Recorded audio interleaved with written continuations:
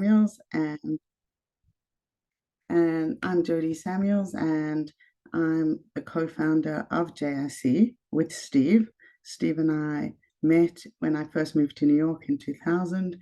We co-hosted a Shabbat dinner a few weeks after I arrived for internationals living in New York, and it was sold out, and the rest has really been history.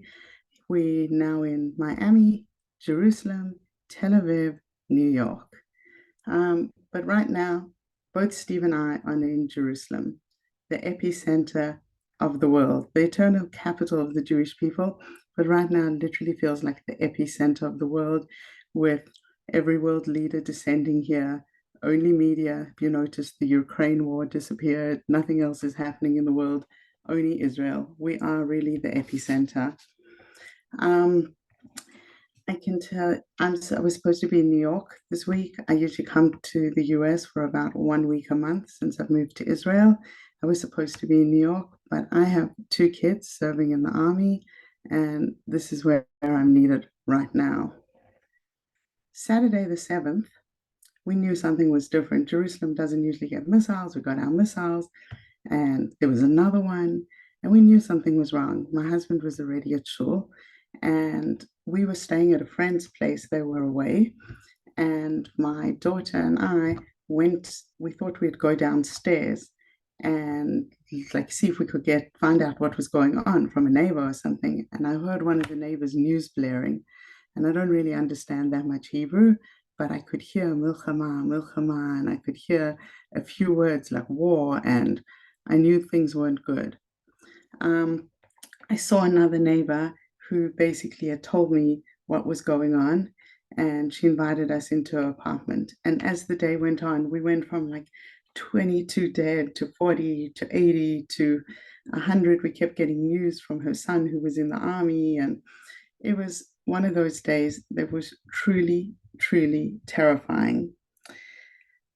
The beginning, we were absolutely shell shocked. Then we were in absolute fear.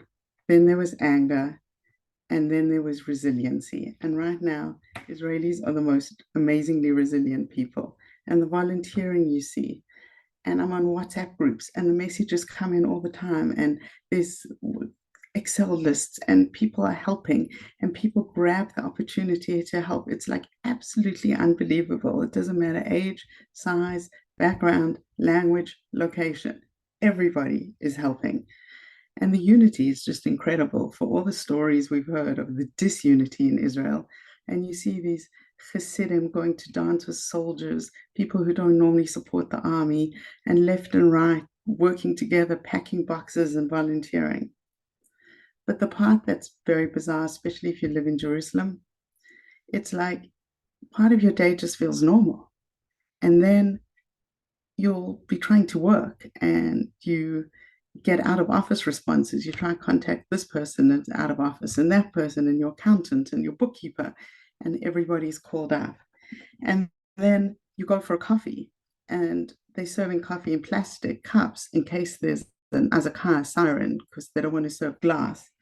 And then schools are partly in, meaning they have shifts according to how many children they can put in their shelters. And then you see an Arab and you jump. And I feel so bad. Like I live in right next to a community center. There's some Arab guys that have worked there for the 6 years I've been there. I've done events and worked with them. And like every time I see an Arab, I jump, including them. So it's really like you feel life is like just you might not have sirens in Jerusalem, but you feel war. War is absolutely there. And of course, you switch on the news, and then you see that every Western leader is here, and warships are coming to the region, and troops are on the ground. So you know that despite that silence, it might just be the quiet before the storm. Everyone I know, and when I say everyone I know, has a husband, brother, nieces, nephews, or their own children fighting. Everybody's out there. And those that aren't, when you walk around Jerusalem, it's a little bit eerie because all the shutters are down. So all those people who come in and out of Jerusalem, the holiday makers are gone, the gap year kids are gone, and the roller shutters are down, leaving the people who are staying here to defend the country. So I have two children in the army. My kids are both in their mandatory military service, so they're not reservists called up.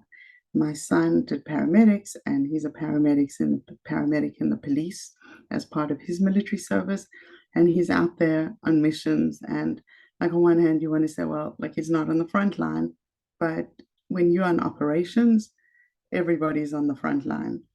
I have a daughter, and she is in the Jerusalem Central Command, and she works in an underground bunker. So yes, thank God she's safe. She works these crazy, crazy hours, and she's like 8 hours on, 8 hours off, because they don't have enough people to do her shift. And 8 hours is not 8 hours. 8 hours is more than 8 hours. It's hardly enough time to stretch your legs, eat, shower, call your parents, try and sleep. And you've got to be back on another shift. She has seen things in her position that no 19-year-old should ever see. She has had to watch videos of the abductions and executions and things, including 4 girls in her same position that she did her basic training with, who were on one of the army bases. And she saw them sexually abused, tortured, executed. She was like, Ima, Mom, there are just some things in life you will never unsee. She has some of her friends who are enlisted in the army. They put them on duty to work with Zaka to help retrieve the bodies. Again, not something 19-year-olds should see. My daughter-in-law's sister happened to be from one of the bases that was overrun. In her position, they killed all the girls. She happened to be home for Shabbat, one of those lucky ones that was off because of a Simchat Torah. Every one of her army colleagues were killed. As my daughter says to me, it's like, Ima, the army could have put me in the south. They just happened to put me in Central Command. My daughter-in-law's father is part of the identification unit, dental identification, working on dental records. Everybody has this collective trauma. Nobody is untouched by it.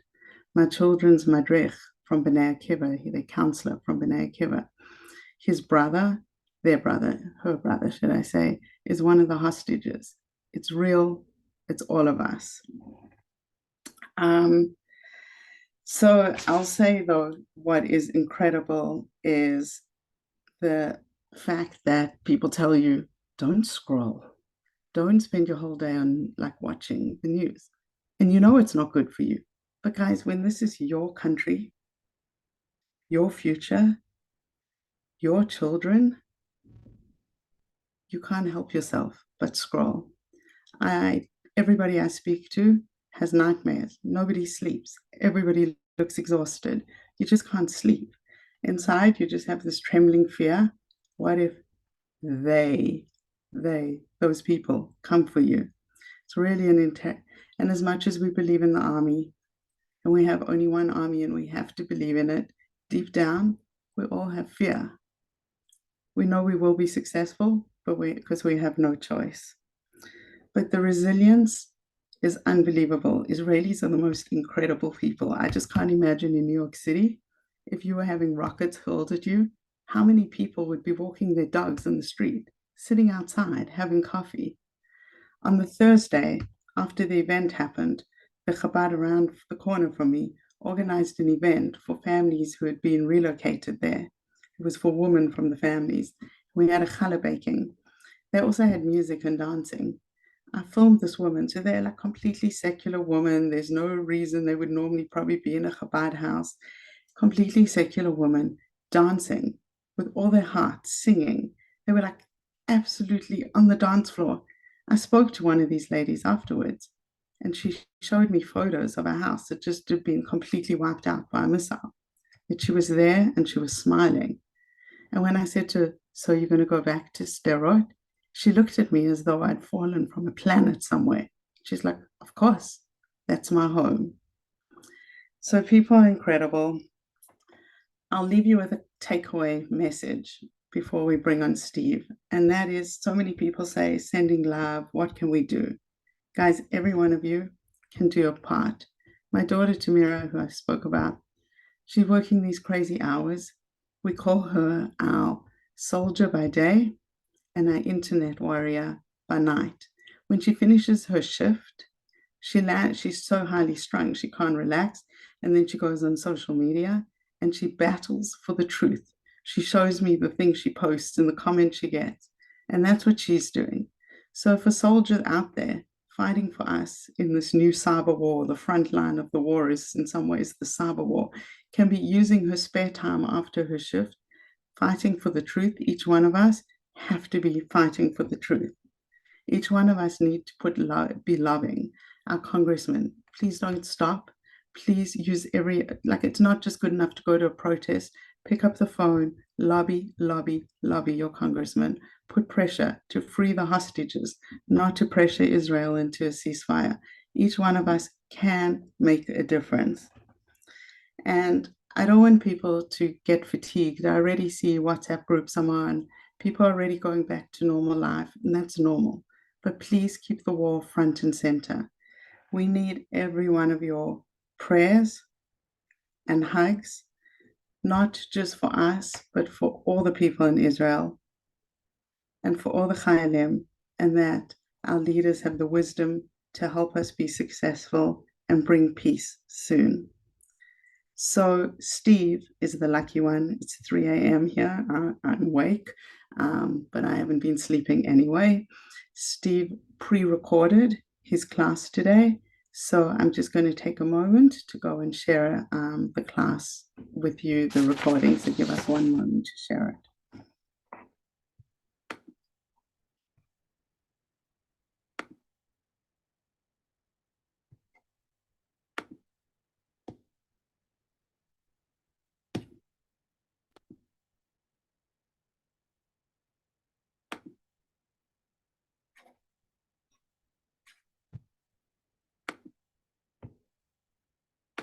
Hi, everyone. It's Steve. Here I am in Yerushalayim, in the inner of the inner of the inner, in the old city of Yerushalayim. I don't know if you could see it, but behind me is Har HaBayis, where, please God, we will build the Beis HaMikdash very, very soon. So firstly, I just want to say thank you so much to all my friends all over the world who've been texting and emailing me, asking how I'm doing personally and what the Matzah, what the situation is in Israel. I'm deeply touched by your concern. So I made a video last week. Maybe some of you saw, maybe you didn't. I was here for Sukkot, and my plan was to leave after Sukkot, and then the situation happened.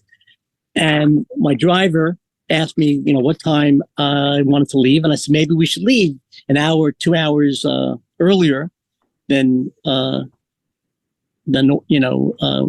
regular time.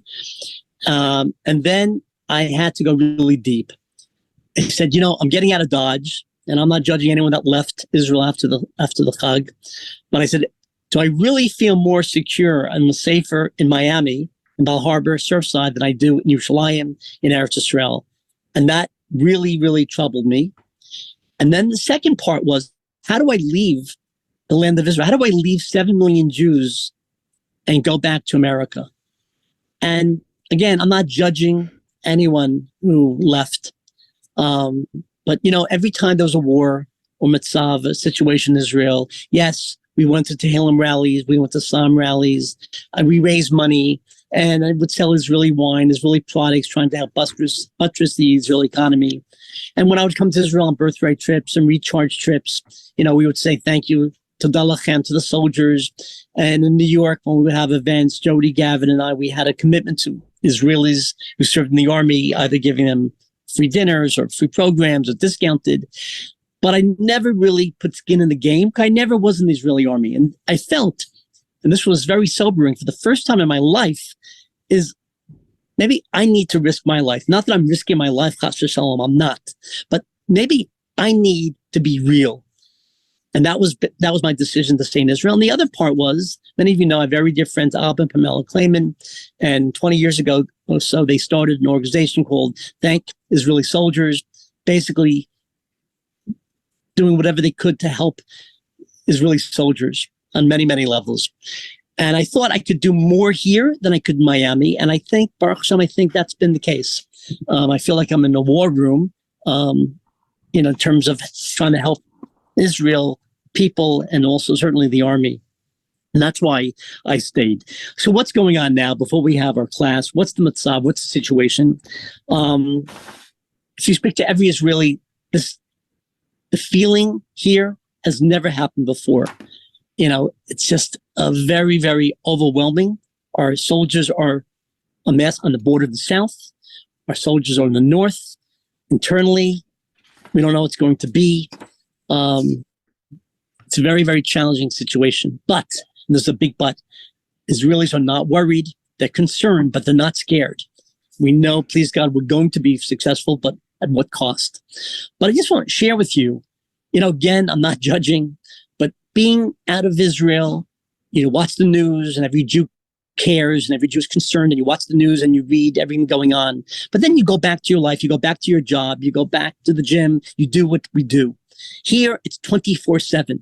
Every hour, another Jew was found, was murdered, and the way they were murdered was beyond anything you're reading about. It's 10% of the reality of what they did to our people, but that's another conversation. But the people of Israel are amazing. There's tremendous achdus, tremendous unity. Haredi, secular, everyone is together. If you go to the supermarket, you start seeing Am Yisrael, Am Yisrael Chai, 50 people start dancing with you. There's a tremendous achdus. Last week, 100, maybe there's even more, 100 restaurants in Tel Aviv, non-kosher restaurants, were koshered by Rabbi Lau, so they should be able to provide food to the soldiers in the army. Yesterday, we got a call. Over 2,000 Haredim have signed up for the army, 120, 200 just today alone. Tremendous achdus in the country. Everyone here is involved with something for the nation. Either they're delivering food or packages to the army bases, they're delivering food to families, people going to Shiva calls, people going to the hospitals, visiting the sick. You don't have that in America like this. Everyone's involved with something in terms of the situation. It's beyond. And I just want to share with you, externally, the Ahavas Yisrael, the concern of Jews for other Jews outside of Israel is beyond belief. I have like an inner circle of 4 or 5 individuals, and the chesed, the quantities of material supplies that are flowing from Israel, from New York and Boston and Toronto and LA and from London and from Texas is beyond belief. One of my jobs, so to speak, is trying to synergize different groups. Some people have the planes, some people have the material. My brother Jeff in the 5 towns, Lawrence, organized 15 or 20 pallets of medical supplies. There's a woman, she's very involved in the Syrian Jewish community in Flatbush and Deal. They've sent 50, maybe 100 pallets of clothing and underwear and different things that the army needs. Our own Jodi Samuels and her husband took in 3 lone soldiers, and I think they have at least 2 families staying with them. And Jodi's been involved trying to get winter coats for the soldiers. Her own son, Marone, I carried at his bris, is on a border area. Very, very challenging situation. All right. But the chesed that's going on throughout the world is beyond belief. It's really, really, really very, very special that we're very, very, very united. On the basis, I can tell you, all the officers that I've met, there's tremendous simcha and joy and no pachad, there's no fear. There's tremendous, tremendous unity on the bases. They're ready to do what they have to do. Please God, we won't have to go in. Shem will take care of this, but our boys are ready to do what they have to do to wipe out Hamas, whatever they take. The only concern I have is that our government, the American government, is going to once again stop Israel from taking care of itself. Please God, I don't think that's going to happen, but they're going to wipe Hamas out. And they're going to probably bifurcate the Gaza, most of the tunnels and such, or in the north, and reoccupy Gaza, whatever that means.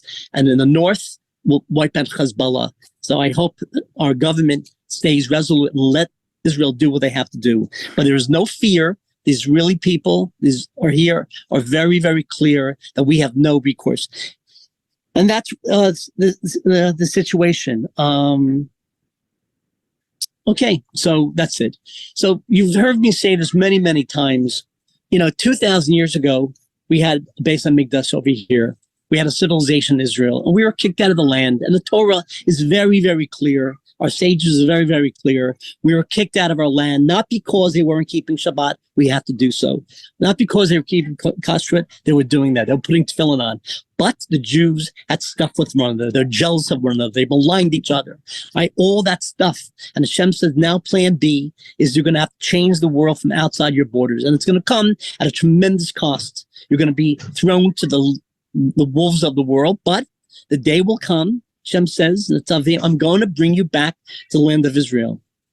All of this, the pogroms and the Holocaust, Inquisitions, and this Matzav, this war now, is because we haven't fixed the problem from 2,000 years ago, and that is Ahavas Yisrael. I don't have to love a Jew the way they practice their Judaism, but I have to love another Jew. And I believe this is not a war against Israel. This is a war against the Jewish people. You see and you watched all the rallies in Scotland and London and Boston and Toronto, Chicago. They are not clamoring about giving back the West Bank. They're talking about from the river to the sea. They want Israel. This is against the Jewish people. This is a spiritual war. We have to be very, very clear. I believe that if we get our act together spiritually and we have unconditional chesed and kindness for one another, and that I see happening. I really do. I don't think we've ever seen anything like this within Israel, outside of Israel, that maybe this Galut, all this is going to come to an end and Mashiach will come. That's the world according to me. And I think it's a very, very special time now that Hashem is watching our actions and our words. So the class we have now, and I've given this a number of times based on Rabbi Pliskin, is Chesed. So that we know, Torah tells us, that we have to love a Jew like oneself. But what does that mean to love a Jew like oneself?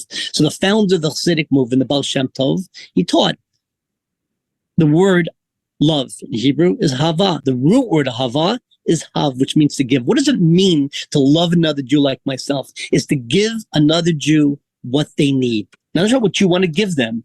A job, a smile, a shidduch, setting them up. Now is the time that we have to double and redouble when we meet another Jew. What can I do to make another Jew's life better? Okay, what can we do to make the life of another Jew better? My fathers, I used to say, a non-Jew is my best friend. Jews are mishpacha. And now is the time to look for opportunities of doing chesed, look for opportunities of Ahavas Yisrael.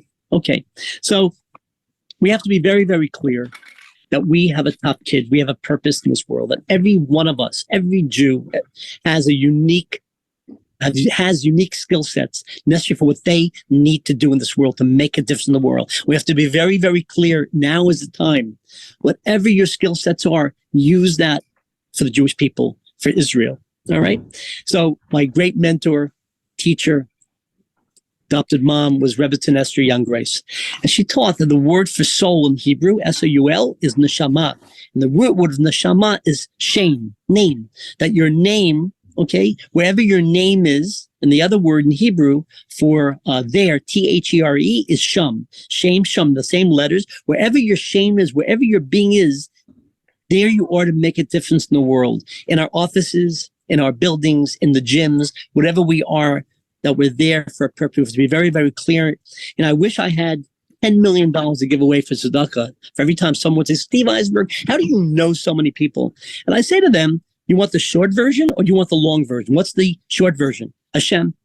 What's the long version? Well, I happened to go to the wrong Starbucks to have a meeting and I met this woman and blah, blah, blah. And then I go to a wedding in Ohio. I sit next to this lovely couple, Holocaust survivors. And that's how I got my first rent stabilized apartment in New York. It was a very, very clear shkacha practice that every person that we meet, every Jew that we meet, what can I do to make that Jew's life better?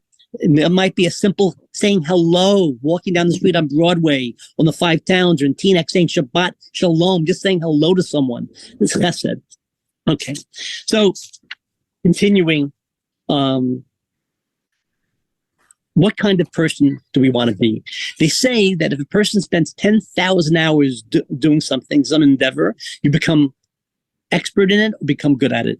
Do you want to be a kind Jew? Then spend 10,000 hours. You will become the person that you want to be by doing Asa Chesed. But what happens if you don't feel it? Doesn't matter.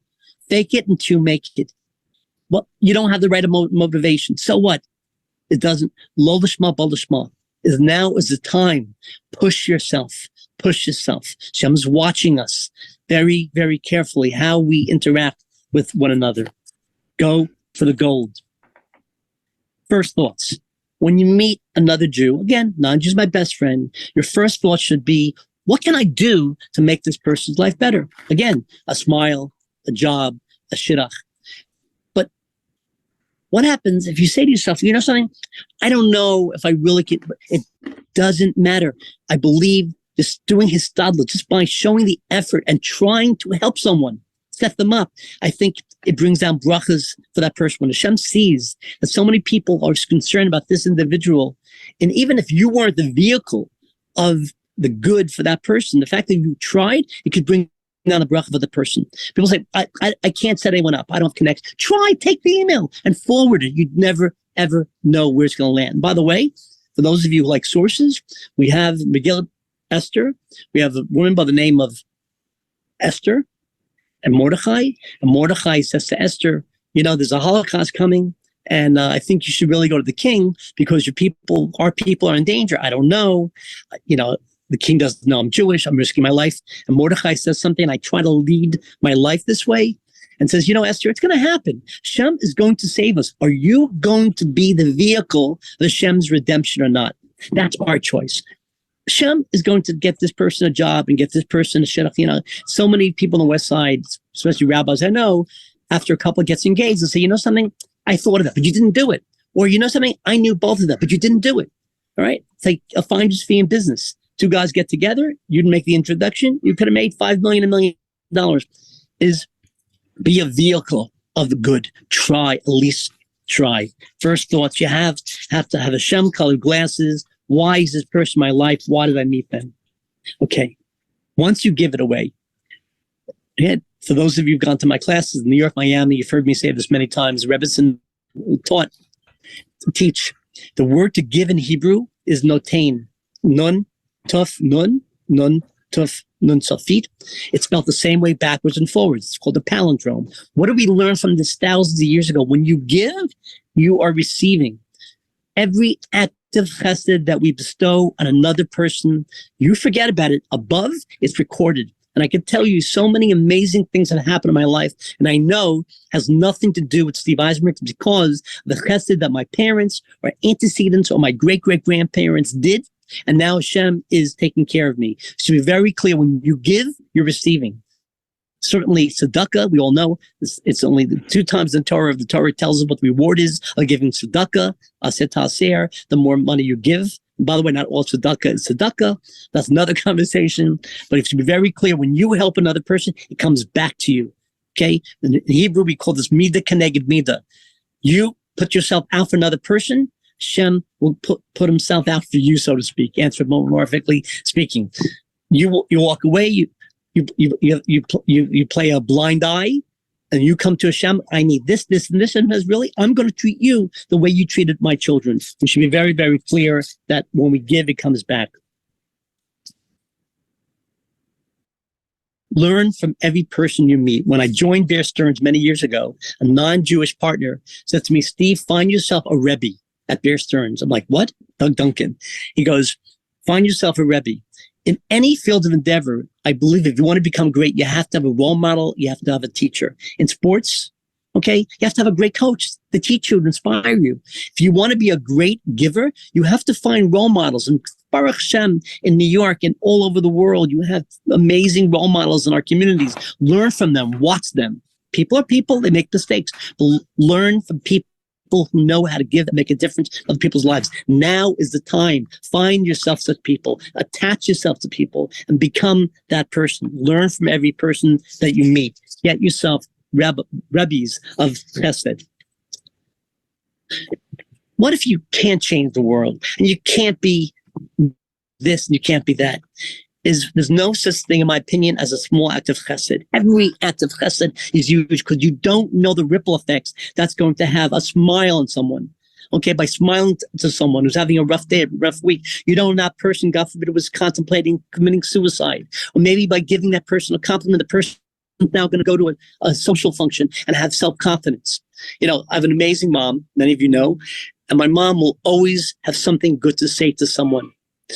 See something, say something. If you see someone have a nice haircut, tell them a nice blouse, a nice sweater, a nice tie. You drive someone's house and the bushes look great. Oh my God, your landscaping's amazing. Your husband's amazing. Your wife. Always be a person. This is tremendous chesed, building people up. You know, very often in society, people, they make a joke. Steve, I'm only joking. No, you're not. A joke is a legalized way of giving someone a zetz. Being a person, building people up with great words. You know, I used to pray a daven in the Karbach Shul on the Upper West Side. And one of the things I figured out was, how do you know if someone was connected to Reb Shlomo Karbach? Did you feel better about yourself after you met them? All right? You meet people, you want to kill yourself after you meet them because they always have a negative thing. Don't give them a zetz. Like, think of the words. Think about your emails and texts and your communication before you say something, before you text someone. Think about, how is this going to play out to the other person? You could say what you want to say, and people do that. But think about the sensitivity and the way you say it. All right? This is the time. Watch your emails, watch your texts, watch it. And I'm personally having a very, very challenging time. You know, I'm dealing with many, many people on an hourly basis in different chats and the way they're posting and what they're saying and whatever. And it's very, very challenging for me, but I have to remember my communication. I'm not always doing it well, but this is the time. This is the time to start learning is chesed. Jump into the game.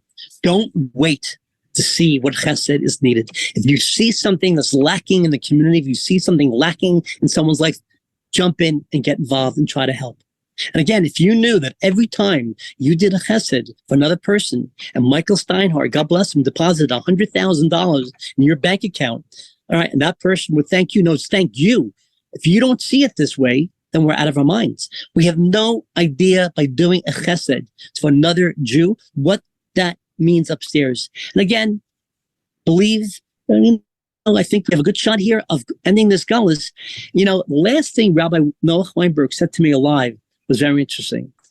He said a few things, but one thing he said to me was, you know, Mashiach is coming. If you know Rabbi Weinberg, he wasn't a Lubavitcher. Right? He says, you know who's going to be very upset when the Mashiach will come? I said, no.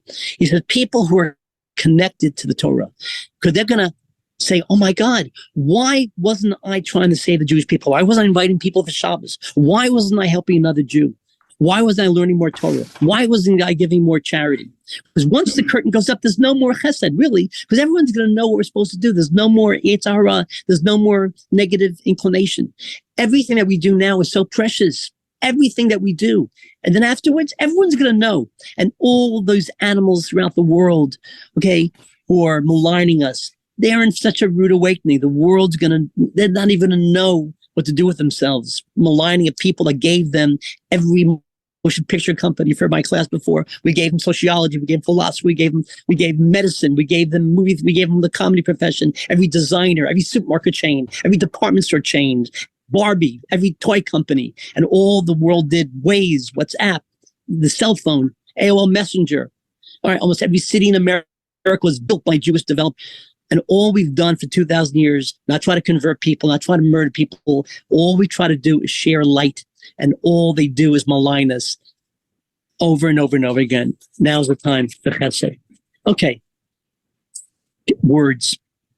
You know, Rebbetzin Youngreis, again, when she came from Europe, she said she learned many, many things. And one of the things she learned was sticks and stones may break my bones, but words can never harm me, never hurt me. So what are they talking about? Right? Half of Manhattan are in therapy because of negative words from childhood or from their parents. Is before we speak, think about the words. This is chesed. Good words, positive words. And by the way, this also applies to ourselves. I know many, many people would never say negative things to other people, but they are horrendous when it comes to themselves. If you find yourself putting yourself down, I'm too short, I'm too this, I'm too that, these are negative tapes from childhood. Now is the time watching your words. But what happens if you don't feel kind? What happens if you don't feel like doing chesed? Take it.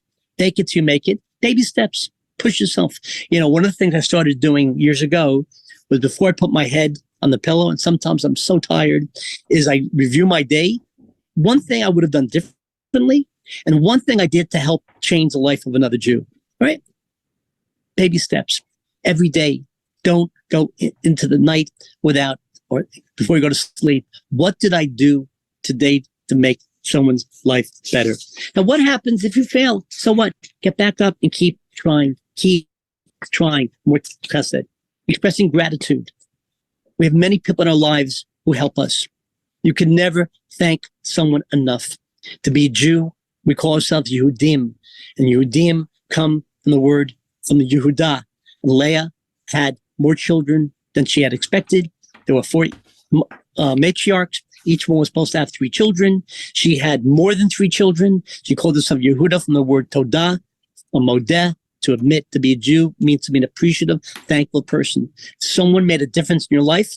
In Spanish, they say gracias. In French, they say merci. Spasiba.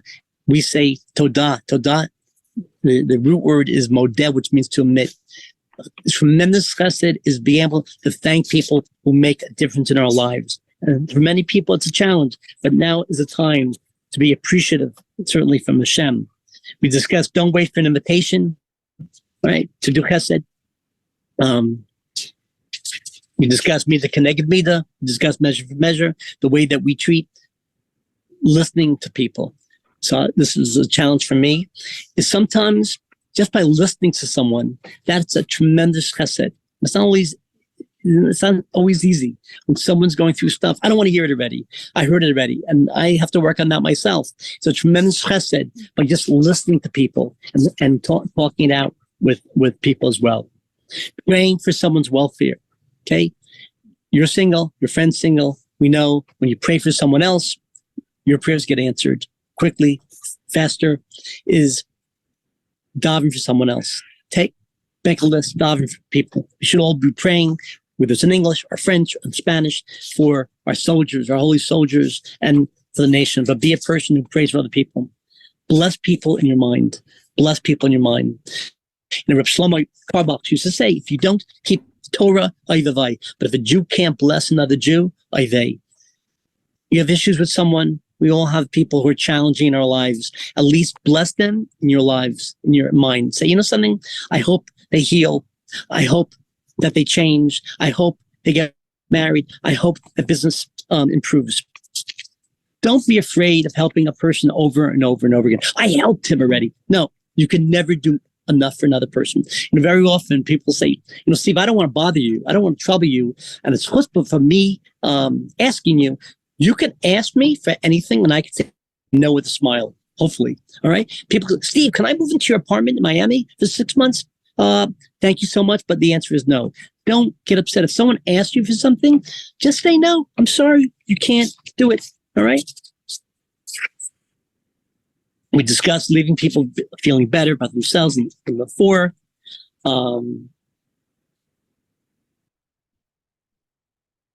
And finally, is chesed for ourselves. We have to love ourselves. If you don't love yourself, get away from me. All right. If you don't think that you're amazing with humility and you don't think that you're special, then how are you going to love someone else? So let's review. 2,000 years ago, in back of me, we had a Beis HaMikdash, and it was destroyed. Not because we weren't keeping Torah, we were doing all that, because we had sinas chinam, we had stuff with one another, we maligned each other, we were jealous of each other. Now is the time. This is a spiritual war against Klal Yisrael. And I believe the only way out for good is for us to do random acts of chesed and kindness with our words and with our deeds. We discussed today is we are what we practice. If you want to be a chesedic person, you have to practice. No chesed is too small. We discussed mida keneged mida, measure for measure. The way that we treat another Jew is the way the Almighty treats us. You need so much from Hashem. Hashem says, really? Where were you when this one and that one called you up? Now's the time. What's important to them is important to me. All right. Look for opportunities to do chesed. When we discuss tonight, Shkacha Pratis, divine providence, Shem, the central dispatch, the Rebbetzin would always say that the word in life is Chayim. The root word of Chayim are two Yuds, which is Hashem's name. If you have Hashem-colored glasses, Melanie Simon, okay, if we have Hashem-colored glasses, we see that every person's in our life for a reason. Not only that, but Hashem has given all of us special characteristics and traits. I'm not a great writer. There are people who are great writers. Now's the time to be writing on social media, defending our people. If you have money, you have access to money, now's the time to raise money, right? This is a big act of chesed. And then we discussed the word to give, notain, is spelled the same way backwards and forwards. When you help another Jew, you're helping yourself, you're helping your children, your grandchildren, right? The way that we treat another Jew is the way the Almighty treats with us. What can we do now? We're not in Israel. Is number one, give money. You have to vet the charities. There are many, many organizations raising money, and organizations and individuals, and I'm sure they're all great to do your homework. And if you don't know which ones are really good, you contact me, ask Jodi. There are many people, ask Rabbi Shur, your rabbis. Number two, lobby, write your congressmen and senators, the president. What they are very, very concerned about in Israel, the soldiers are very strong, and they are going to do what they have to do to protect our people. But they're worried that right now, the entire Jewish people, America is behind us. What's going to happen, God forbid, if this thing goes on, not a week or 2 or 3 or 4, but 2 or 3 months? Are we going to have the resolve? It's very important. Stay with the soldiers, all right? Very important. And something which I learned in the last week or so, I always thought it was a hokey thing when I saw yeshivas and day schools writing letters to the soldiers. I met an officer in a very, very elite combat unit, and he told me, what's very important to soldiers besides toothbrushes, because I have enough toothbrushes to brush my teeth every hour on the hour for the next 6 months, is letters. So we had the letters in the tents from Jews from all over the world. I was flabbergasted. Yeah. There's an organization, Thank You Israeli Soldiers. I think there's an application there. It means a lot to know the Jewish people behind them. I was blown away. I really didn't think they really cared. They really care that we care throughout the world, that we care and we love them. Sending them boxes of stuff. By the way, the military bases do not need more stuff. Okay, they do not. There's a few items on the military list. We're trying to help them, everything from tents to warmer clothing, and we're sorting all that out. They don't send more stuff, okay, unless it's really a reliable source telling you, but they don't need more stuff. But we do need money. Right? It's very costly. We need people to daven. We need to do the lobby. We need letters, and we need the Jewish people to respond to this in the deepest way with chesed. More chesed, more chesed, more chesed, ahavas Yisrael. And I believe if we do that, then not only will this war be over or not even begin, but we will come back to where we started 2,000 years ago. So with that, Am Yisrael Chai, 2,000 years, the Romans and the Greeks, the Mesopotamians, Nazis, the communists, they're gone. We will win this. Please, our soldiers will be protected, but it's up to us now. So Am Yisrael Chai, thank you very much. And not see you back in Miami, see you in Yerushalayim. Thank you very much.